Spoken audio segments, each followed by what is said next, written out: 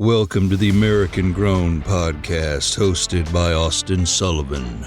The American Grown Podcast will focus on people from different walks of life and their journey to where they are now. Now, turn up your volume and settle in for a great episode. Hi, I'm Austin Sullivan.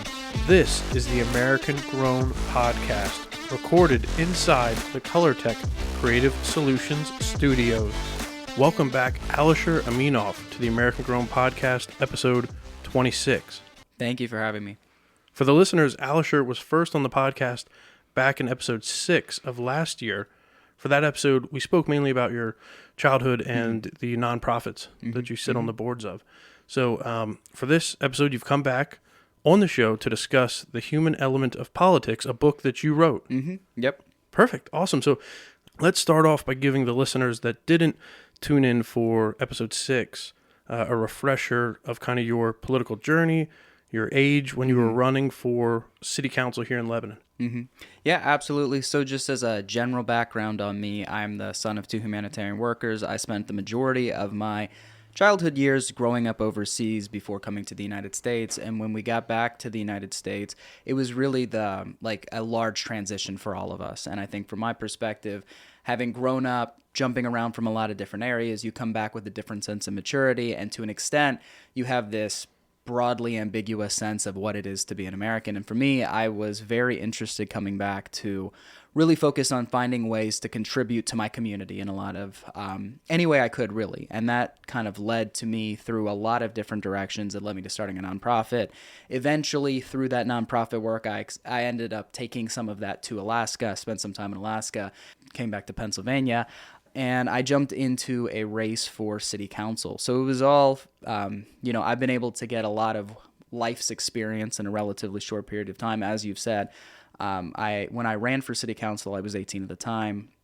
And so it's been a lot of just one thing into the next, which has given me a lot of amazing opportunities. When running for city council, being 18, I was that age, you had your video games or sports or whatever it may be, collecting Pokemon cards. I don't know what we're doing back then. Yeah. But what do you think really drove you to be like, you know what, I'm 18, I'm going to try to go for Lebanon City Council? No, that's a fantastic question. Honestly, I have this conversation a lot with various people that I meet with. A lot of people will immediately say, oh, 18, and then start thinking about what they were doing at 18. Right. And it's really interesting to have those conversations because for me, in my perspective, all I know is my experiences.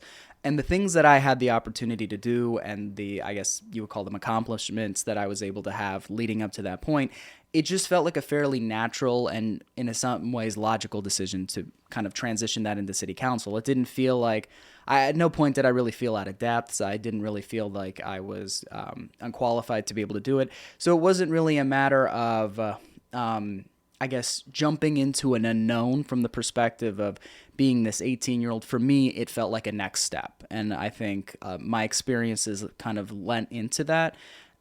So, yeah, it was definitely interesting jumping into it. Let's get into the book, and because that's what you're here to talk about. We want to promote this, get it out there. I was impressed. I read through it.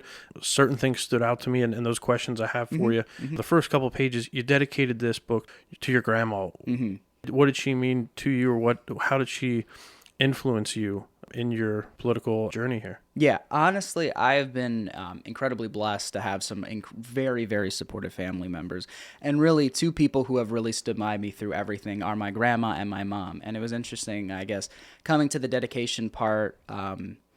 In a lot of ways, I think my life is a dedication to my mom. And from a political perspective, my grandma and I have always really connected from the political perspective. We're always looking at things from that government perspective and trying to see how things could be created or how things are going to go. And so she and I were able to identify with one another in that way. And throughout the entire process and coming away from it, she's always been very instrumental in a lot of, I suppose, some of my boldness in having the decisions that I've made. So it was very easy. Yeah, just immediately came to mind to dedicate to her. Okay. I think that's phenomenal, to have those people that back you up and to be able to shout them out. And this is your first book, right? Yeah. That's phenomenal. So let's dive into the book. Give us a brief summary of your take on it. So, as the title describes, the human element of politics, from my perspective, honestly, the book is not so much about politics as it is about the fact that we've created this looming concept of what politics is that has really broken down what it really is to be about, which is just the human connections that we have with each other. Who I am as a person is no different now than it was when I was a candidate. And for the most part, the same can be said about most people who run for public office. I say this a lot for most people who know me as the politics guy, but at the end of the day, like, I'm the least political guy you've ever met. But at the same time, I'm very heavily involved. And so the book really serves as a journal of what the political process looks like from the local level, but also someone who was really, green to the concept of running political office and what that meant, not only for me, but how it translated to the relationships that I was able to build with people throughout the process. Reading through the book, I could definitely tell and appreciate your take on it, your experiences, like you said, being green, being new to the whole experience. I like that side of it because I think a lot of politics that we hear about day to day is people that have been in the arena for years, or in some cases, family members for decades and generations. But to get your take on it, I really liked. Now, I find it interesting that you went and wrote the book because, a lot of times it's don't talk about, religion, politics, money, all that kind of thing. But yet you kind of are embracing that. At the end of the day, it's human, right? Life is a very human experience, and the relationships that we build with one another expand beyond the political constructs that seem to loom over us at a lot of times. And so what I perhaps like more than anything is to have the opportunity to talk about some things that people don't necessarily want to talk about, but not talk about it from the perspective that everyone is accustomed to talking about it, but really talking it from the perspective of we're people living in a community together. And regardless of whether it's politics on the federal, state, or local level, ultimately all of it is a representation of who we are as individuals and the relationships we have with one another. And so I guess, you kind of, segmenting or kind of segueing what you just said, like, it was an honor to be able to write it from the perspective of being so fresh and so new to a very challenging topic. Because it allowed me to start a conversation with a lot of people who I couldn't have otherwise. Can you tell us more about what you call your People First platform that you were running on? The People First platform, at least in the context of running for local office, was that my opinion of politics and my opinion of running for public office is that it is more a matter of the people that you're representing than it is about yourself. And that may sound like a very simple concept, but in a lot of ways, we create a lot of political steps and a lot of political hoops that people have to go through to be able to run for office or, be in a position, whether that's registering with a political party and making agreements and arrangements with political action. There's an entire side to politics that's not necessarily discussed, though we all know heavily influence the political systems that govern us all. And so the people-centric platform, or the People First platform, is really a matter of saying, I'm going to try to put those things aside and I'm going to try to connect with and represent people on their terms, as opposed to making them jump through my hoops. Almost making it real, really, and making it more, like you say, human, because a lot of politics seems, upper echelon, or you know of it, but you go about your day-to-day, so you're not really as in depth of the process and things like that. Now, I wanted to ask, you identified as an independent while running for city council, not a Republican or a Democrat. My personal feelings on the party system are that because we have a two-party system, we effectively have representation and a plethora of candidates through these establishments that represent generally political extremes. And I think most people, when we talk about politics, regardless of how they're registered, they typically find themselves closer to the middle. So that's, generally speaking, my feeling about the political system generally, is that I've never been a big fan. But specifically for running for local office, partisan politics really plays no role in local politics. At the end of the day, we're not talking about the hot moral issues that people are discussing actively on the state and federal level. We're talking about fixing potholes. We're talking about making sure that our sidewalks are right, that our children are safe. So ultimately, I ran as an independent and I registered that way because I wanted to I didn't want to be part of a political power system where people would be leveraging my potential position for, future power chips at the end of the day. And I think that, unfortunately, as I was saying, when talking about the People First platform, ultimately, I wanted to be able, whatever I said to someone, I wanted it to just be the case, period. I didn't want to have to talk to someone and someone say something that they're very impassioned about and have to check if I'm allowed to go ahead and support that. I see. So going as a Republican or Democrat, you would have to answer to the other people that have been already established. In a sense, and I've had a lot of conversations with a lot of people who have told me that's not the case at all. All I can describe is my experience personally. Right. And I don't really want to ever, with politics, I don't want to run the risk of one day waking up and being in some ways controlled by the influences of other people, whether that's through the finances that they kind of send my way for political campaigning, or whether that is just conflicts of interest through personal relationships. I want to make sure that my actions are as focused on the individuals that I'm meeting with as is humanly possible. And, like I said, a lot of people tell me that that's not how it is on the local level. But at the same time, if the local level really wasn't partisan, why do we start that conversation at all? Yeah. I believe, this is just my thoughts, I don't know anything about politics for the listeners out there. This is not my realm. You want to talk about printing or photography, come to me and I can answer your questions there. But I think it's divisive. You have the two-party system pretty much, Democrat, Republican, and both really bash heads. And like you said, especially local level, it's not so much about, I don't want to say the bigger issues, but really like it's focusing more on what can you do for your community, in your county, and then state and so forth. But it's a shame right now, the arena of politics and how divisive and separated it has become. You almost can't talk about it. I think we're in the same line of thought where if you can sit down, have that conversation and say, okay, what can we do to better our community, and not just point fingers and say, oh, well, you did this, or your candidate did this, or they're morons, or they don't know what they're talking about. It's like, let's work together and imagine what we could accomplish. Well, exactly. And the interesting thing about local politics, or politics in general, the closer you are to the ground level, so that being local, state, and then federal at the top, the closer you are to the bottom, the more of a relationship and influence you actually have on people's lives. So when you're talking about, the bigger issues, it's not that they're insignificant issues. Obviously, they're very important issues, but they typically have a smaller density of effect when you consider an entire nation of 350 million people. Right. When we're talking about a city such as Lebanon with 27,000 people, potholes being in the city is going to affect closer to the entire population of the city than one specific moral issue is going to affect the entire nation as a whole. So while federal politicians or state politicians are talking about issues that perhaps have a wider net, ultimately, the density of who they're actually targeting with those things is much smaller than on the local level. And for me, I think that's there's such a beauty to that, because effectively on the local level, we are able to be stewards of government as a whole. Local officials really are the cornerstone of our interpersonal relationships where the government is concerned, because we're the people, or I'm not in local government, but they are the people who you go to immediately. They are the first line of defense when we're talking about representing the government, and there's a real beauty in that. I agree. It starts local and then it goes from there. Like if you want to make change, like you said, you can't make it at the state or federal. You have to start local.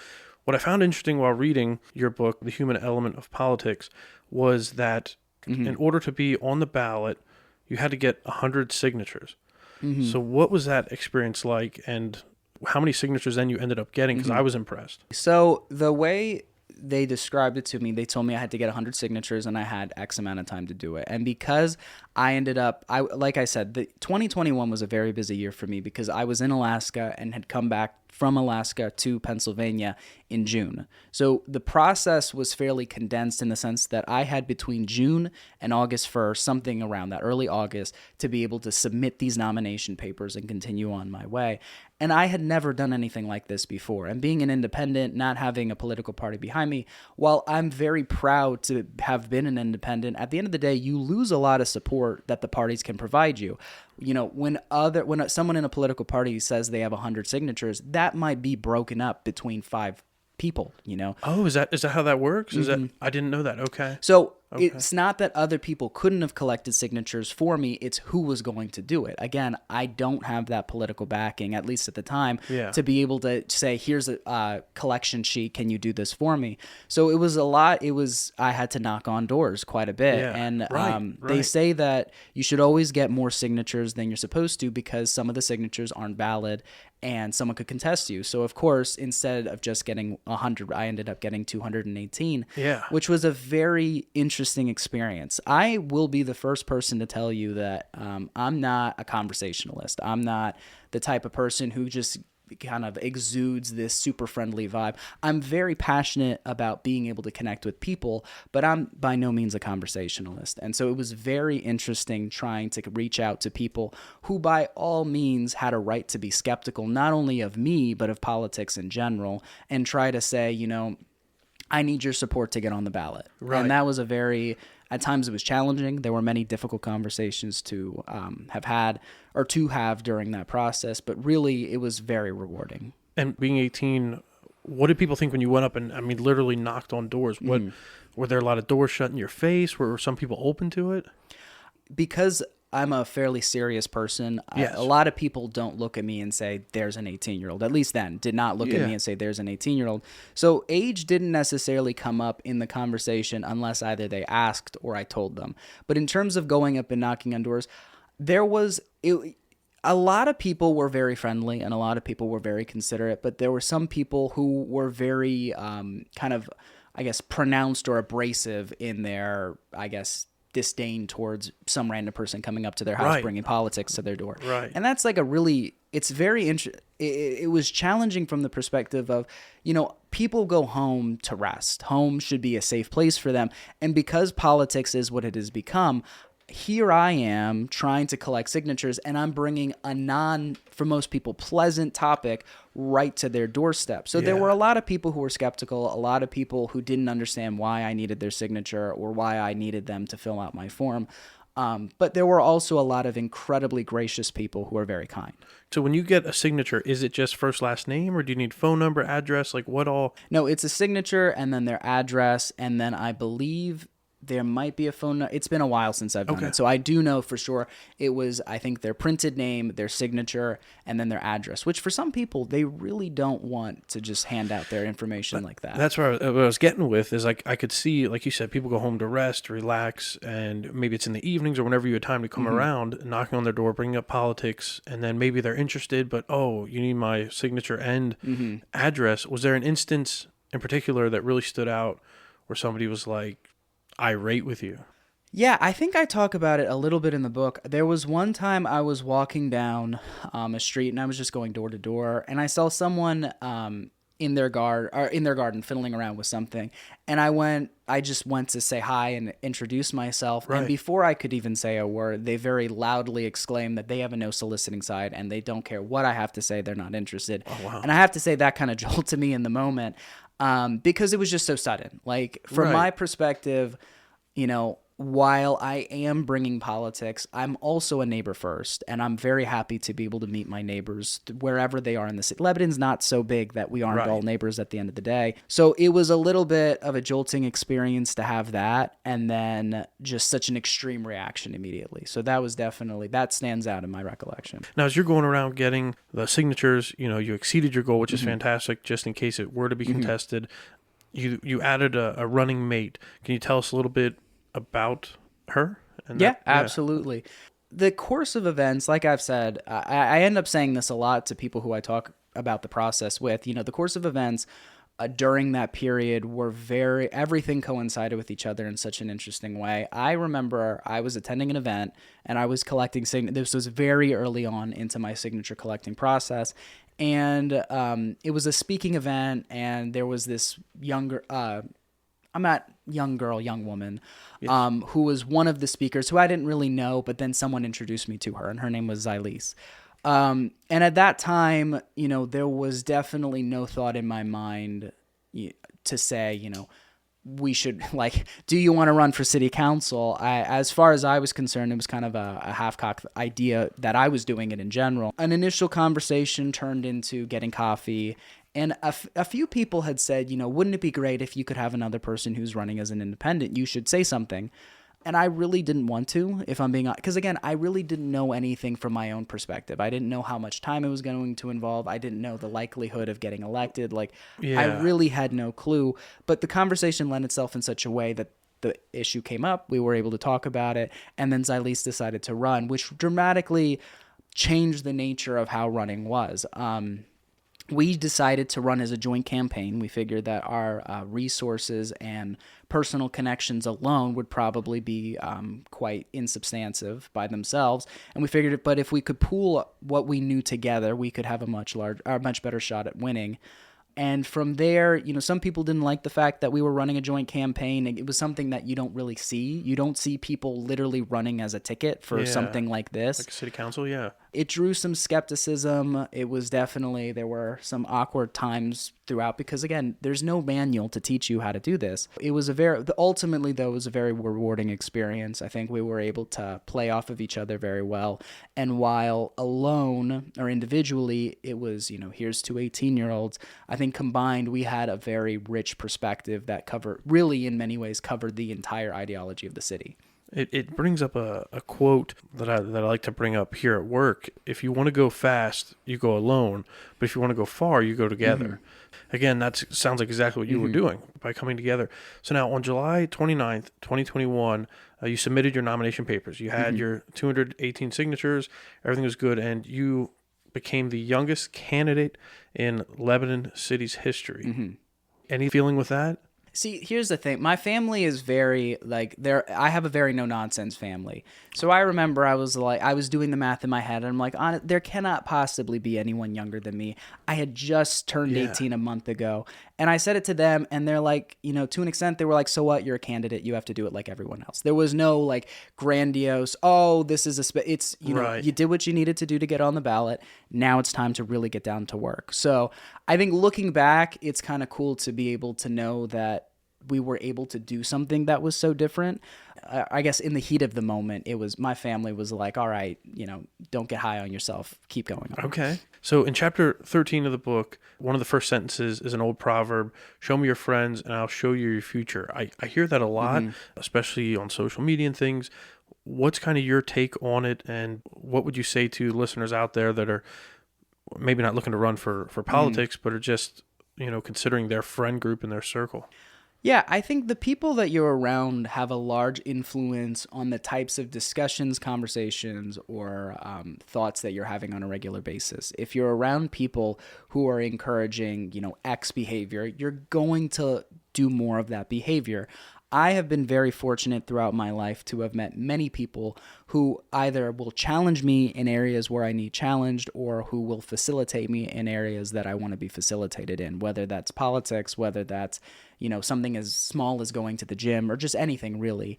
And so for me, I feel like people kind of occasionally people will say, isn't it great that you've been able to do these things? Like no one else does this. Congratulations. And from my perspective, another old proverb is it takes a village, right? I don't really see some of the things that I've done as a matter of me doing it so much as a lot of people kind of put their neck on the line for me and have given me the opportunity to do so much. And so I feel like it's a collection. It's a collective result that I've been able to, I guess, accomplish. So while running, and even now, who do you kind of surround yourself with? Family's a big one, ultimately. There are very few people in this world who know me quite as closely as my family. And I'm blessed to be able to be close with them. Kind of going back to about their reaction when I said, I think I'm the youngest. Right. My family is very, they're no nonsense. And whenever I kind of exude something that's not right, like a cockiness or a laziness, they're the first ones to tell me, you're doing something that's not right. You need to kind of fix that. And so that has really helped and pushed me. My family's also incredibly competitive. We're all very, very competitive people. So there's always been a sense of just pushing yourself to the next level. And then beyond that, I talk about it in the book with Derek and Doug. Those are two friends that I've had. Derek is a lifelong friend. Doug has been a friend of mine for probably half a decade now. And so they really facilitated me in ways that ultimately kind of built, or I guess culminated into running for office quite a bit, because they gave me an opportunity to bounce off my ideas with a neutral party, people who didn't know me every day, people who didn't necessarily had not gone through the steps that I had gone through. And they challenged me in a lot of ways that I needed challenged, but they also gave me the support that I needed as well. That's a perfect segue. You know, while running for office, I thought this was neat. As I was reading into the book, you also worked at Country Lane Furniture, which shout out to one of our clients. We do some of their printing, some of their brochures. Furniture's excellent. I think it's worth the price. I'm just throwing that out there. A little plug for Country Lane Furniture. You had mentioned a lot about Doug and Derek, but I just kind of want to focus on Doug and what was kind of his role, and what did you learn at your time while working at Country Lane Furniture? You know, I met Doug the very first day I started working at Country Lane, and I say it in the book, and it actually did really stand out to me. Doug was able to, first off, he said my name right off the bat, which very few people do. I don't really have a problem with people mispronouncing my name, but it's always kind of a rare treat when someone just knows it right off the bat. How am I doing? Am I good? You're doing great. You're doing great. All right. I'll sure But from that moment, I think we were able to kind of develop a relationship and a friendship very early on and very quickly, because he and I have a lot of similar personalities. And obviously, considering the type of work we're in, it was always nice to be able to have someone to talk about these other things with. Doug, it was really like working at Country Lane in general. A lot of people who meet me, they'll see that I wrote a book, or they'll see that I've done a lot of different things throughout my life. And I guess in some ways it's a surprise to them to know that I've spent a reasonably large portion of my life working, a regular blue collar job. But at the same time, I cannot begin to describe just how much I've been able to learn from those experiences, because again, it's all human. It doesn't matter if it's, organizing a showroom or trying to organize a budget. There's differences in complexity, but the actual principles are very similar. And from my experiences there, I had a lot of opportunity to engage with a group of people who I likely would never engage with otherwise, or meet people like Doug who I would not be able to meet any other way. And I think it actually was really helpful going into the campaign, because my mentality meeting new people was always, the possibilities are endless. I don't know anything about this person. I can't judge them for any particular reason, because I've had so many people who defied what my expectations would be. So with Doug was a really, every business needs to have one of those guys who can fix problems, like just the fixer, right? Yeah, and definitely. Doug was the fixer of Country Lane, and being able to watch his methodology throughout his work, the pride he took in being able to solve problems. I think so often today, even in politics, and this is a wild transition, we're talking about, fixing furniture and translating that to politics. So often today in politics, people think that if they cannot solve things in the easiest way, then it can't be done. We hear politicians talk all the time about all the things they can't do, when really, learning from Doug, seeing that I'm going to do it mentality it has definitely left an impression on me. So Doug was kind of the fix-it man. He was a problem solver. What was your role at Country Lane, and how did that translate then into while you were running? Yeah, so I primarily worked with furniture delivery or installation, depending on what it is. It's installation. Okay. I don't know that in and of itself, the job itself, really contributed much to the campaign. I will say it did give me a little bit more of a comfort going up to a bunch of random people, because obviously you do that with the job, right? You're going constantly in and out of people's houses. And so you gain, if albeit for me, a little bit of familiarity with the concept of meeting so many different people. So yeah, it was definitely just little things that kind of build up to a very large result. Well, that makes sense. Now, I'm going to kind of throw a curveball here, and I feel like this is something that you would see on the big news networks, where they pull something and misinterpret it or maybe misword it. But Chapter 16, the title is My Problem with Lebanon's Local Government. Now, some people would just see that, and if they didn't read through the chapter, they would think you're trying to attack the mayor or the city council. What's your take, or how would you defend that, really? Yeah, absolutely. So I think the title is definitely a grab, and I think those who read the chapter will see that while I outline a lot of personal proposals and ideas and business solutions, I don't necessarily, my mentality is not to attack individuals. Just because you disagree with me or have a different approach does not mean you're wrong, and it doesn't mean that I'm necessarily right. In that chapter, throughout my time working in and around Lebanon and really learning about the local government and then studying governments in general, I have had the opportunity to spend a lot of time poring over just the structures of it. And at the end of the day, all of this is business. It doesn't matter if it's the government, a nonprofit, a small business, a corporation. Business principles are business principles. And ultimately, the way we all understand business varies from person to person. Apple conducts this business model very differently than, Jubilee does here in Lebanon. Like, that's simply a matter of fact. And so just because something works for one doesn't mean it works for others. But ultimately, as a citizen in Lebanon, I've had the opportunity to study the government. I've also had the opportunity to study other government models. And from that, I have, in this book, had the opportunity to talk about some of the things that concern me. Those who know me best know that my two favorite words are efficiency and sustainability. And so I'm always looking at things from the perspective of, are the things that we're doing now lending themselves to long-term sustainability, and are they allowing us to be efficient while we're getting there? And personally, I have some concerns. That doesn't mean that I'm right, and it doesn't mean that other people are wrong. But in that chapter, I really talk a lot about the finance element of running a government. I talk about the long-term sustainability of redeveloping a city and keeping up with the times. And I talk about government structure broadly. Obviously, Lebanon's government is not that all unique. We have governments everywhere who are very similar to Lebanon's. But like I said, I believe that the power of politics really starts on the local level and goes up from there. And I think if we can solve a lot of issues here, we can do them anywhere. Going back to 2021, Election Day in November, I do remember, and like you say in the book, the weather was awful. Yeah. Cold, dreary, rainy day. Your mindset in that moment, did you really believe that you could win? I mean, you had you had your signatures, 218, you had your running mate. Doubt obviously always surrounds important moments, right? So there was never a blind confidence of, I've got this, we've got this. But I definitely thought I had put in the work and I had put in the effort to win. I thought that if there was things that I could have done throughout the process, that I did them, and I thought that I had every chance of winning, honestly.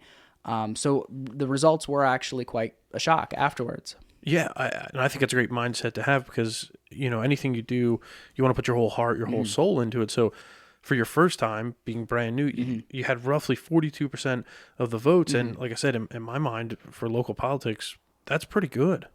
Yeah, I think there's the version of me who's sitting here now who, has a year and a half separating themselves from that moment. Yeah. And then there's the version of me who, woke up that Wednesday and thought, what happened?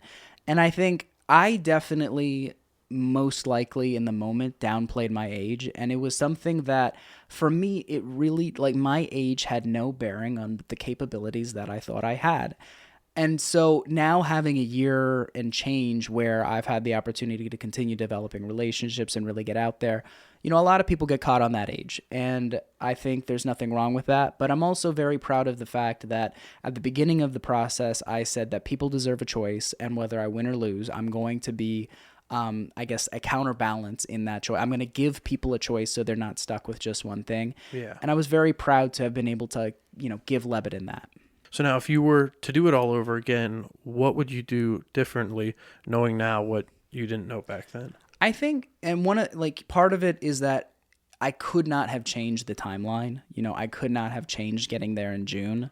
I didn't have a very long period of time to go from zero name recognition to enough name recognition to win as an independent. Obviously my opponent was new to this as well. And so I can't say that, name recognition is what won it for him. But at the same time, I had nothing.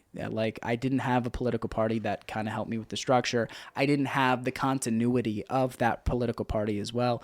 If people were voting for me, it was because they were voting for me personally. Right. And so I think that ideally I would have had a longer timeline. I think ideally some of the things that we tried, like spending money on a billboard, I wouldn't do that again. Or things like getting little campaign tools like stickers, things that take time. I cannot underestimate just how important time is.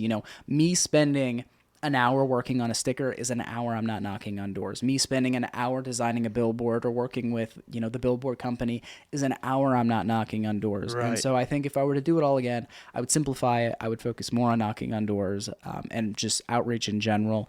And I would try to just have a consistency throughout. Yeah, and that sounds like a winning strategy to me because, again, local politics, it's all about local people and getting in front of as many people as you can. It's more of maybe a quantity kind of thing, and maybe holding events or speaking events even to reach more people in one shot. But that's interesting that the billboards and the stickers didn't go over as you had thought maybe they would have. I don't necessarily know like what the rationale is, but at the same time, running for office is very interesting. Someone told me this recently, and it stuck in my mind a lot. Yeah. Running for office is like starting a new business, a small business, right? It has it is just as involved as starting a new business would be, but there's not really a product. Like, effectively, you're selling yourself. And Right. I think there's maybe it's cynical, but there's a convincing way to sell yourself, and there's an unconvincing way to sell yourself. And I think that a lot of not gimmicky, but kind of gimmicky things like a billboard or stickers, it might work for the big leagues, it might work for the federal or state level. But if I'm trying to say, hi, I'm Alisher, I'm your neighbor, stickers and billboards probably aren't going to help me. Aren't the best way. Yeah, I mean, I would agree. If people wanted to purchase The Human Element of Politics, where can they go? How can someone get their hands on this? Yeah, the absolute best way, and this is what I do recommend to everyone, is to get it through Amazon. So Amazon is actually the publisher. It's technically a self-published book through Amazon. Okay. So if you Google The Human Element of Politics, or if you Google Alisher Aminov, either one, in the Amazon search engine, it'll come right up. Alternatively, if you don't want to go through Amazon, if you just Google my name through Google, the book will be one of the first things you see. Oh, perfect. Okay. And do you know what the cost is roughly? Yeah, so the cost is $15, and then gosh. if you have That's a steal. That's not Amazon bad at all. Prime, they'll ship it to your house for free. Seriously, I mean, that's not bad at all. And I think it's roughly, was it 100 some pages? So it's About 151. Yeah, so it's not like I love Harry Potter, but I'm not going to read the books because they're too long. That's just me. Yeah. It's that kind of thing. I like shorter reads, precise and right to the point. So I enjoyed it. I liked reading through it. I even shared a little bit of it with my wife, and she thought it was interesting. But again, her thing is more the fantasy genre and things like that. And we're big nerds. We're into Star Wars and Lord of the Rings and all that. But besides the point, if people would like to connect with you, what are the best platforms? Yeah, absolutely. So you can connect with me directly through Facebook. Again, my name is Alisher Aminov. If you have another way you can connect with me is through email. It's alisheraminov@hotmail.com, ALISHERAMINOV. And those would probably be the best ways to get a hold of me. Two kind of last questions here. Before we close out, as I always ask, is there anything else you'd like the guests to know? Is there going to be another book in the future? What are your thoughts? So I don't know that I have another book yet to announce. I'm always writing, so there's a very real possibility that something else will come out in the near or long-term future. But other than that, no, I don't have any other things that I'd like to say. Honestly, you've done a phenomenal job asking questions. Thank you. Do you think you will run again in the future? Will we see Alisher Aminov on maybe not a billboard, but maybe a postcard mailer or something? I know the billboard idea. Yeah. But yeah. Honestly, running for office, like I said, it's more about the people you're serving than it is yourself. So I want to serve the people around me in any way possible. And a lot of people that come up to me and they think, what's your agenda? I really don't. I'd like to know what my agenda is sometimes, because a lot of times it feels like I'm just putting one foot in front of the other. So in terms of running, I'm always open to the idea, but I want to make sure that my motivations behind it are 100% right. I want to make sure that it's not going to negatively affect my family or those close to me. And I want to make sure that it does not negatively affect the commitments that I currently have. So don't know that I have anything quite yet to announce, but I'm always open to it. Perfect. No, that sounds great. Alisher Aminov on the American Grow podcast and the Colortech Creative Solutions studios. Thank you for joining me. Thank you so much. Awesome. It's been a pleasure. To see photos of today's guests and more content, just search American Grown Podcast on Facebook and Instagram. If you enjoyed this episode, please subscribe and leave a review. If you'd like to be a featured guest on the podcast, please direct message or email Austin at americangrownpod@gmail.com.